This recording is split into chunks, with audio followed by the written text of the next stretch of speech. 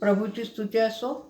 आज पुन्हा एकदा त्याच्या वचनातून बोलण्याची त्याने मला ही संधी दिली, त्याबद्दल प्रभूच्या नावाला मी मान, महिमा आणि गौरव देते. आपण प्रार्थना करू. स्तुतीस पात्र आणि भयास योग्य आमचं जीवन परमेश्वरा, तुला धन्यवाद देते, तुझी स्तुती करते आजच्या दिवसाबद्दल. प्रभू, आजचा दिवस तो आम्हासाठी आशीर्वादित केलास, याबद्दल तुला धन्यवाद देते. आज ज्या वचनातून प्रभू मी बोलणार आहे, पवित्र आत्म्या, तू माझं सहाय्य कर. मला ज्ञान दे, बुद्धी दे. माझ्या मनचे शब्द आणि तोंडचे विचार तुला मान्य असू दे.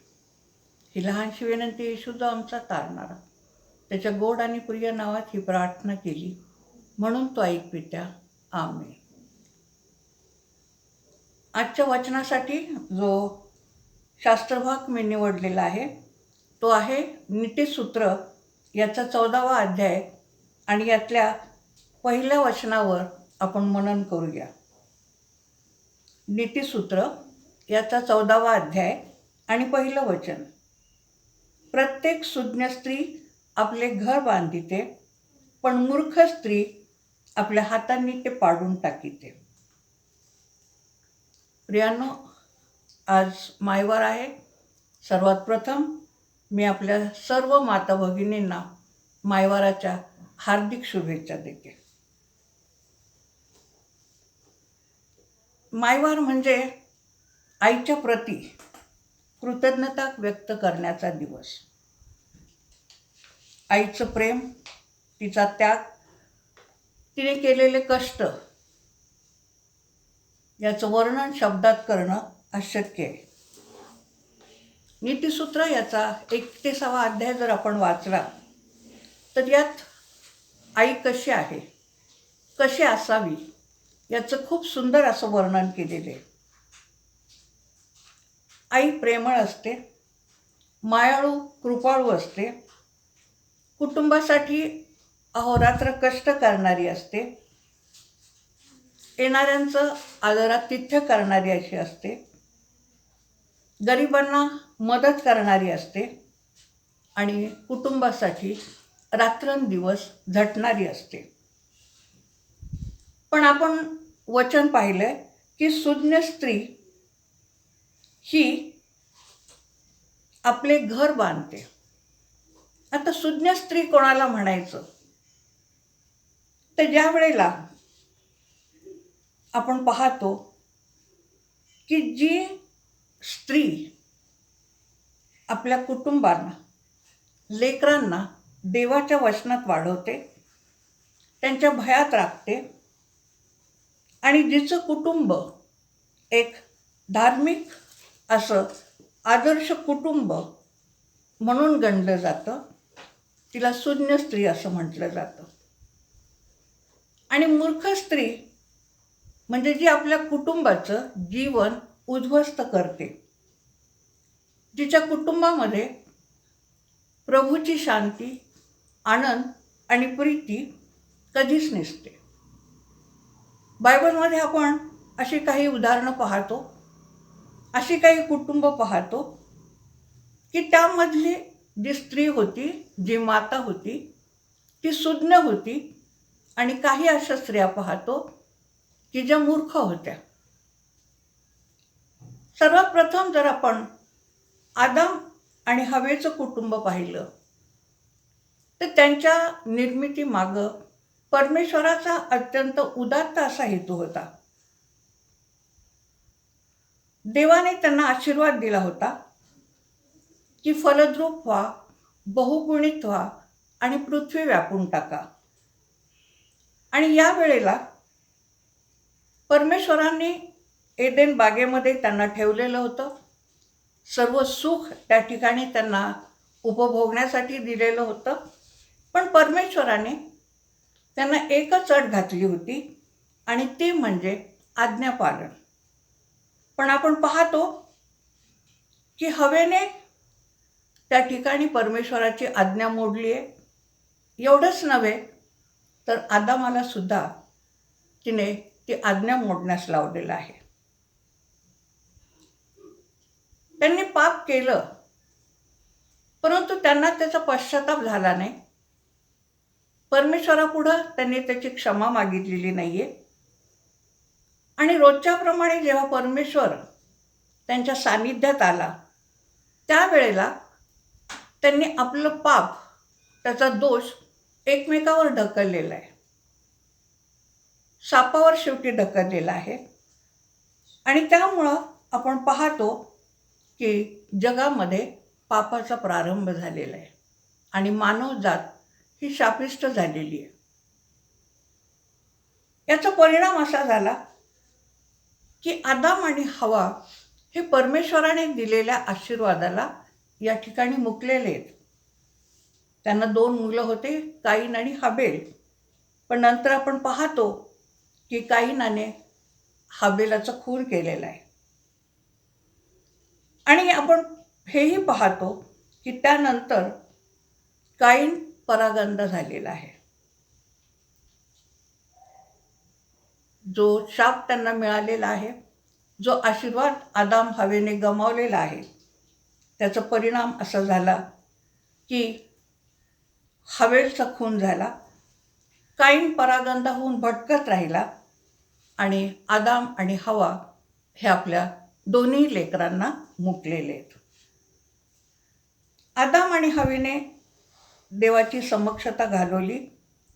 मुलांना त्यांनी देवाच्या आज्ञेत भयात राहायला शिकवलं नाही आणि या हवेमुळं ते कुटुंब उद्ध्वस्त झालेलं आपल्याला पाहायला मिळतं. त्यानंतर दुसरं उदाहरण आपण पाहतो, लोट आणि त्याची पत्नी. वास्तविक पाहता लोट हा अब्राहमाचा पुतण्या होता आणि आपली पत्नी व लेकरं यांच्या समवेत तो अब्राहमाजवळच राहत होता. अब्राहम अतिशय धार्मिक आणि नीतिमान असा पुरुष होता. वास्तविक पाहता लोटाच्या पत्नीला अब्राहमाच्या सुनेचा मान मिळालेला होता, एका धार्मिक कुटुंबात राहण्याचा मान मिळालेला होता. परंतु आपण पाहतो की ती ज्या वेळेला सदोम गमोरामध्ये गेलेली आहे, त्यावेळेला त्या ठिकाणचं वैभव, त्या ठिकाणचं ऐश्वर पाहून त्याला ती भुललेली आहे. तिथे जे अनीतिमान लोक होते त्यांच्यामध्ये राहणं तिने पसंत केलेले. आपल्या मुलींना त्या ठिकाणी तिने देवाच्या ज्ञानात, देवाच्या भयामध्ये वाढवलेलं नाही आहे. आणि आपण पाहतो की ज्या वेळेला सदोम आणि गमोरा यांचा नाश करण्यासाठी देवदूत त्या ठिकाणी आलेले, तेव्हा लोटामुळं परमेश्वराला असं वाटलेले की ह्या सबंध कुटुंबाला आपण वाचवावं.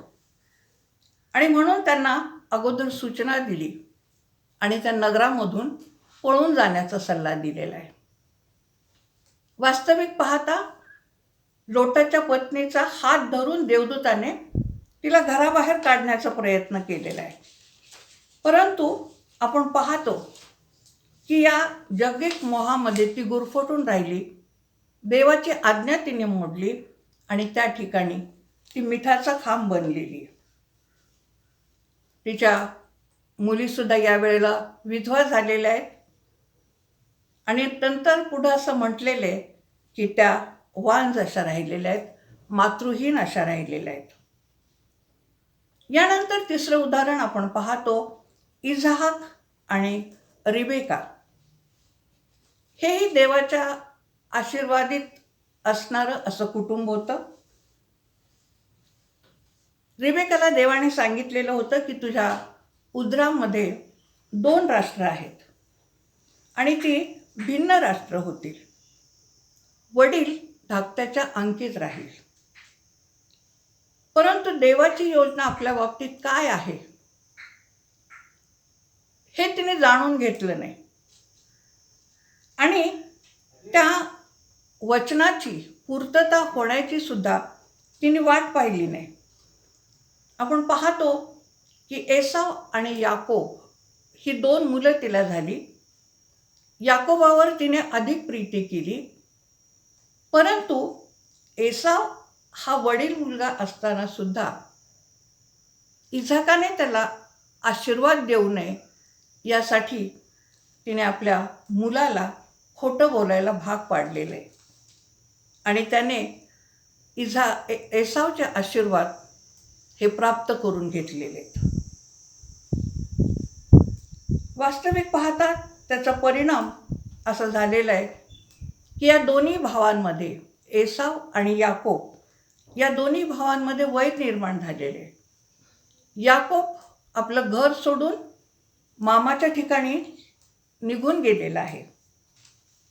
एसावने सुद्धा नंतर हेतच्या विधर्मी मुलींशी लग्न केलेलं आहे आणि या मुलींनी आपण पाहतो की रिबेकाला अतिशय जेरीस आणलेले.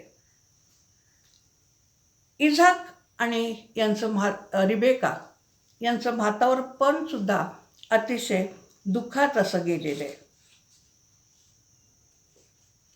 या उलट ज्या सुज्ञ स्त्रिया बायबलमध्ये होऊन गेलेल्या आहेत त्यांच्याविषयी जर आपण पाहिलं तर नोहा आणि त्याची पत्नी अतिशय धार्मिक असं कुटुंब होतं.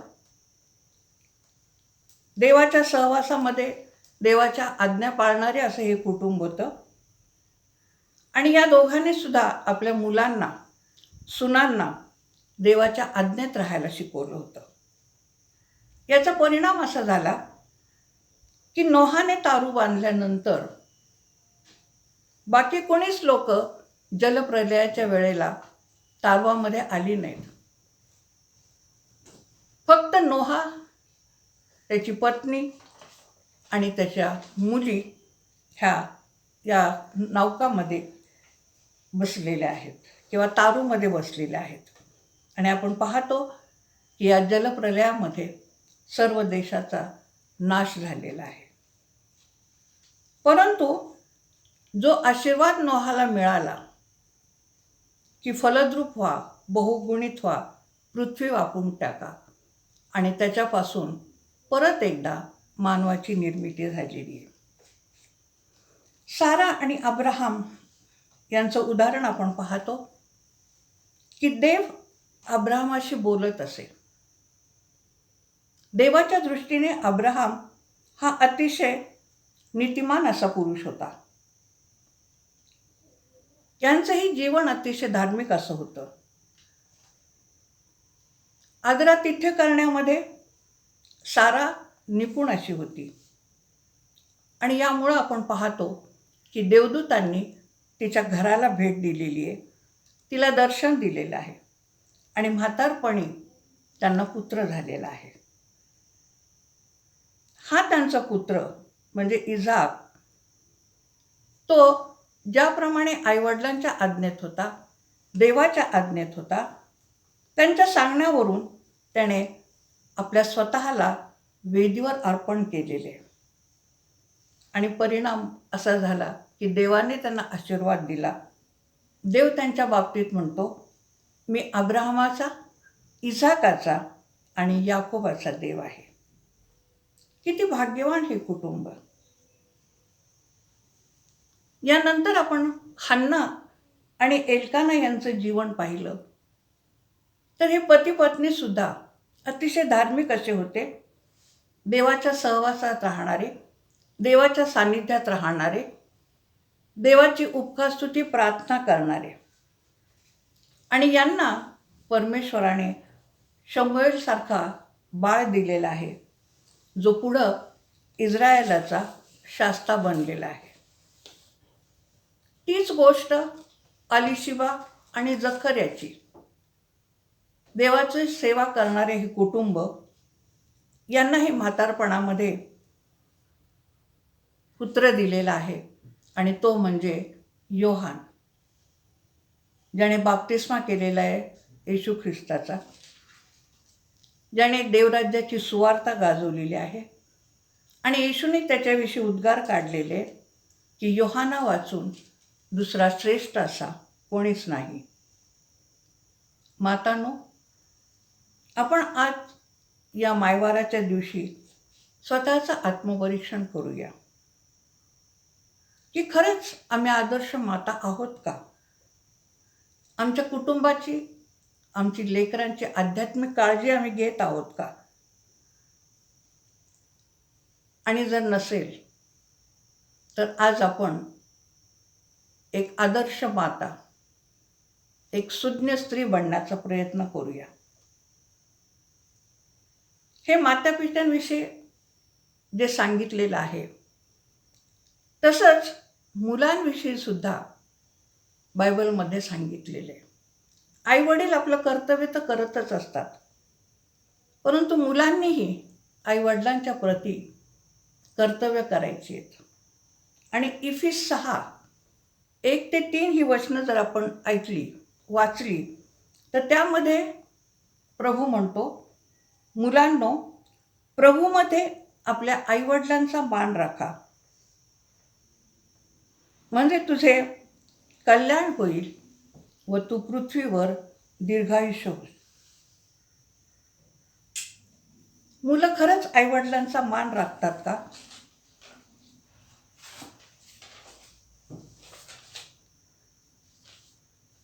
त्यांची काळजी घेतात का? त्यांच्या आज्ञा पाळतात का? आज जर आम्ही जगाकडं पाहिलं तर अतिशय विचित्र अशी परिस्थिती आम्हाला पाहायला मिळते. बायबलमध्ये सांगितल्याप्रमाणे या शेवटच्या दिवसामध्ये प्रीती थंडावलेली आहे. मुलं आईवडिलांचं ऐकनाशी झालेली आहेत. मुलं आईवडिलांना मान देत नाही आहेत. मुलं आईवडिलांची काळजी घेत नाही आहेत. परंतु वचन सांगतं की मुलांनो, आईवडिलांना मान द्या, यासाठी की पृथ्वीवर तुमचं कल्याण व्हावं आणि तुम्ही दीर्घायुष्य व्हावं. मागील महिन्यामध्ये वर्तमानपत्रामध्ये एक बातमी वाचली. 2 मुलं होते, चांगले हुद्द्यावर आहेत, परंतु त्यांची आई ही रेल्वे प्लॅटफॉर्मवर भीक मागताना आढळली. दुसरी एक बातमी वाचली, नगरमधली आहे, की एका मुलाने आपल्या आईला सांभाळायचं नाकारलेलं आहे आणि तिला थेट स्मशानभूमीमध्ये नेऊन सोडलेलं आहे. किती भयंकर ह्या घटना. आणि ह्या ऐकल्या म्हणजे अतिशय दुःख होतं. मुलांनो, असं करू नका. आपल्याला जर आयुष्यामध्ये कल्याण हवं असेल, दीर्घ आयुष्य हवं असेल, तर आपल्या आईवडिलांचा मान टाका, त्यांची काळजी घ्या, त्यांच्या आज्ञेत राहा. प्रभू आम्हाला म्हणत आहे की जर आईवडिलांचा मान ठेवला तर आमचं कल्याण होईल, आम्ही दीर्घायुष्य होऊ. आणि जर आम्ही त्यांचा मान ठेवला नाही तर आमचं अकल्याण होईल आणि आमचं आयुष्य हे अल्प होईल. जगामध्ये कितीही आपण पैसा कमवला, कितीही गाड्या घोड्या घेतल्या, आपल्या वाटेला कितीही ऐश्वर्य आलं, पण जर आपण आईवडिलांना दुखावलं तर आपल्या घरामध्ये प्रभूची शांती, आनंद आणि प्रीती कधीच राहणार नाही. हल्ली आपण पाहतो की दीर्घायुष्य मिळावं, आपलं आरोग्य चांगलं राहावं, यासाठी मुलं खूप खुराक घेतात, जिमला व्यायामासाठी जातात. पण या ठिकाणी प्रभू म्हणतो फक्त तुम्ही आईवडिलांना मान द्या, म्हणजे तुम्ही दीर्घायुष्य व्हाल. तुमच्या घरामध्ये सुख, शांती आणि आनंद कायम राहील. काही मुलं म्हणतात आईवडिलांना की तुम्ही आम्हाला जन्माला का घातलं?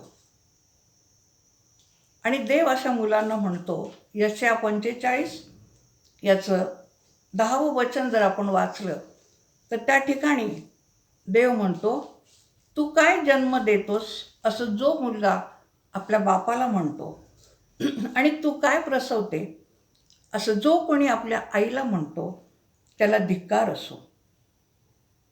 तसंच निर्गम 21 आणि 15वा अध्याय यामध्ये वचन म्हणते, देव म्हणते, कोणी आपल्या पित्यास अगर मातेस ताडण केले तर त्यास अवश्य जीवे मारावे.